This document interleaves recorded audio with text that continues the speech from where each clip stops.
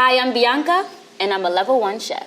I'm Daniel, and I'm a level 2 chef. Hi, I'm Remy, and I've been a chef for more than 15 years. My favorite thing about this recipe are the onions. It gives it flavor and also a little bit of a crunch. Maybe it's just me, but I like to add a little fruit to my grilled cheese. Kind of cuts off the savory, adds a little sweetness, and I have a sweet tooth like nobody's business, so this works for me. I'm going to be making a grilled cheese sandwich that we find in many cafes in Paris. This is a perfect mix between crispy bread and melting cheese.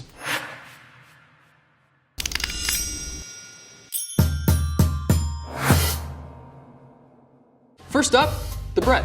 I like to start with a nice country loaf. It is hearty, and it really adds some nice texture and makes it more of a full sandwich. So I like the wheat bread over white bread because I'm trying to be health conscious. The bread I'll be using is this beautiful homemade sourdough. The sourness of the dough will work very well with the richness of the cheese. For cheese, I like to use American and cheddar. Cheddar gives it a bit of a more cheesy stretch to it, and you can't really go wrong with American. That's the way to go. I have 3 different cheeses. I've got a white cheddar, a Gruyere, and a yellow sharp cheddar. The Gruyere is like a Swiss, but it's a little bit on the sweet side, and the sharp cheddar adds a nice little bit of punch. We'll use 2 cheeses for this recipe.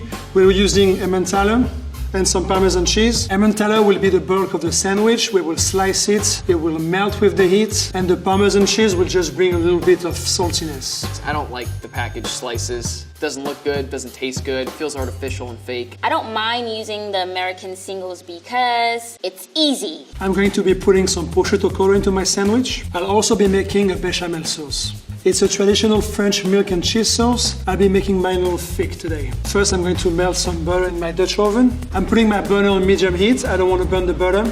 My mom would put onions in everything, so she said, hey, why not put it in a grilled cheese too? I like to add a little fruit to my sandwiches to add some sweetness, and today I'm using blackberries. I cut them in half just to increase the surface area. I think the more sugar and coating and juice that gets into everything ultimately enhances the flavor of the entire dish. I whisk in some all-purpose flour. The flour is going to thicken the sauce. Put a pinch of salt. I gently put some warm milk, a little bit at the time, until all the milk is incorporated. Okay, so it's on medium. Add in some olive oil, and what I like to do, I usually like to put the pan up so the oil can get around the pan. So my onions are chopped, time to fry them up. So maybe we cook them for about maybe 2 minutes or so. You don't want to overcook them. You still want a bit of a crunch. So when I reach the consistency I want, I bring the whole thing to a boil, making sure it doesn't scorch. The whole thing has come to a boil. I can turn it off. And now I will put in my freshly ground peppercorn, some fresh nutmeg, my Parmesan cheese, and my Emmentaler. I can whisk the whole thing so the cheese can melt. Now my bechamel sauce is done. I'm gonna macerate the blackberries. I'm gonna take some sugar and sort of generously coat the berries, toss them a little bit. So when you're done, you kind of have this little coating over all the berries. They look a little wet, and then you can set these aside for about 15 to 30 minutes, and they'll be good to go. So these look about ready, so I'm gonna turn this off. They're nice and brown. Can't wait to eat them. All right, I'm ready to build this sandwich. First, the bread. I'm going in the widest part of the loaf so I can have a big sandwich. I like to choose from the middle because, we want to stay as far from, what is this part of the bread called? The butt end, which is very tiny, and I want to eat a nice sized sandwich that only the middle slices can provide me. The middle is where it's at. I like to keep about a 1/2 inch thick, something like this. On my top layer, I'm going to poke a little hole. In that hole, I will put an egg yolk later on. Now, onto the cheese. I like to cut the cheese thin, just because if you have too thick of a cut, it's not gonna melt all the way through. And we have 3 different kinds of cheeses, so I wanna make sure that they're all melting properly. So I like to start off with American sliced cheese. So I have my cheese, I have my bread. Now for the secret ingredient to nice golden bread is mayonnaise. It spreads a lot easier than butter, and it actually has a higher smoking point, so you get a nice crispy brown bread as opposed to a burnt toast. Yeah, so mayonnaise might sound a little weird to some people because it's mayonnaise, but if you give it a try, trust me, it'll taste phenomenal. Okay, to assemble the sandwich, I'm going to start with a slice of cheese, then a slice of ham. I want to put the cheese close to the outside layer so it gets closer to the heat and melts quicker. So our one piece of bread, the mayo side is gonna be face down. That's what's gonna cook and brown the bread. So I like to put layers of cheese, layers and layers of cheese. So this is the first layer. Now we're gonna add Yellow the cheddar. followed by the Gruyere. We'll finish with the sharp cheddar. So I'll start by putting my slices.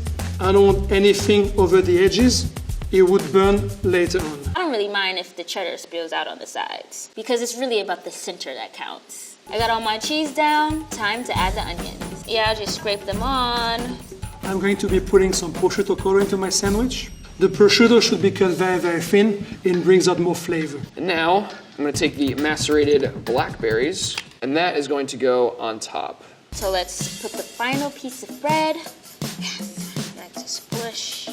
And now I take my room temperature butter and I spread it. I like butter, it brings a ton of flavors. It doesn't fight with the other flavors of the sandwich.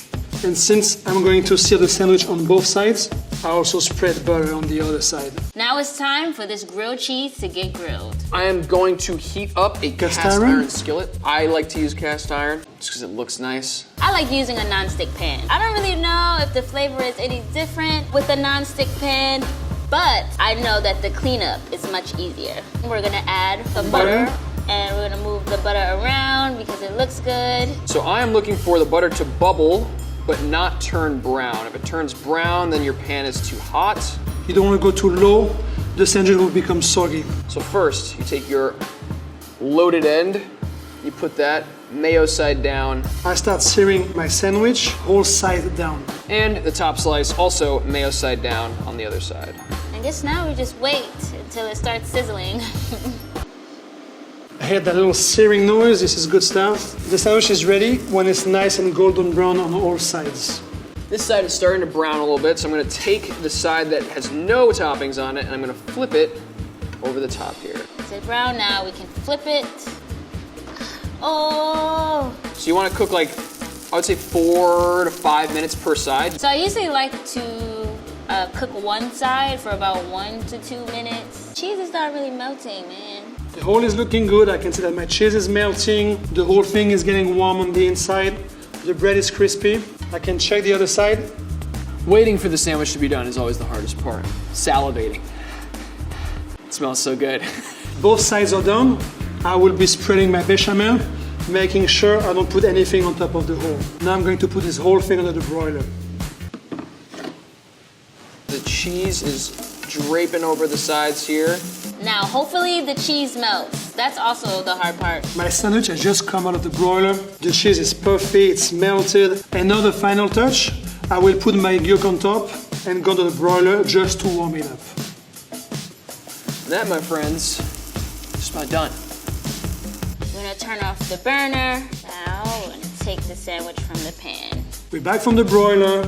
The egg yolk is warm but still runny. We are ready to slice it. Let's see if it melted. Dag, it wasn't melted. I like to cut diagonally. I think it looks better on the plate and you can shove the corners in your mouth like an animal. And this is my grilled cheese sandwich. And this is my grilled cheese sandwich. This is my grilled cheese sandwich.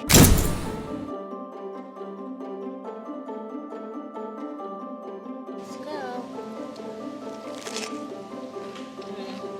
It's so good. Yeah. It's a good sandwich. I'll give it a 5 out of 10. The cheese, you know, you win some, you lose some. The bread, the cheese, the eggs, perfect. It's just mind-blowing. This is a really good grilled cheese sandwich. When making grilled cheese, there's a wide array of breads, cheeses, and extras you can use. Let's talk about the bread. Bianca used a store-bought whole wheat bread. You know, trying to be fake healthy. Daniel used a rustic peasant loaf, and Remy used a sourdough bread. The sourness of the dough will work very well with the richness of the cheese. Bianca's store-bought whole wheat bread is made with commercial yeast and other additives like molasses or honey, ascorbic acid, amylase, protease, and monodiglycerides. And that's what's important. These additives have anti-staling properties and contribute to the volume and sliceability of the finished bread. So Daniel chose a rustic peasant loaf, which is considered artisan bread. This looks great and it tastes even better. Artisan breads have 4 basic ingredients. That's a flour, water, salt, and yeast.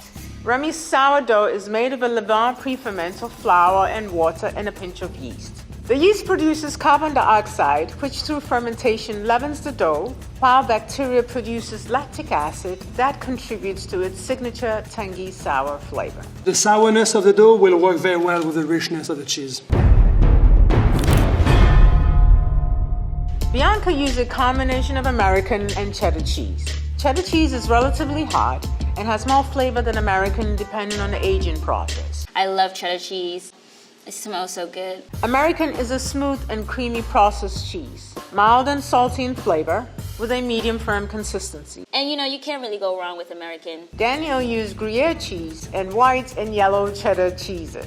Variety is the spice of life. Gruyere is a hard yellow cheese that is earthy, creamy, and nutty, becoming more assertive in flavor as it ages. These cheeses combined present a rich, creamy, buttery flavor profile. Helps with the blackberries. Remy used Emmental and Parmesan cheeses in his sandwich. Emmental is one of the best melting cheeses. Parmesan is made from unpasteurized cow's milk and has a gritty texture that is fruity and nutty in taste. And the Parmesan cheese will just bring a little bit of saltiness.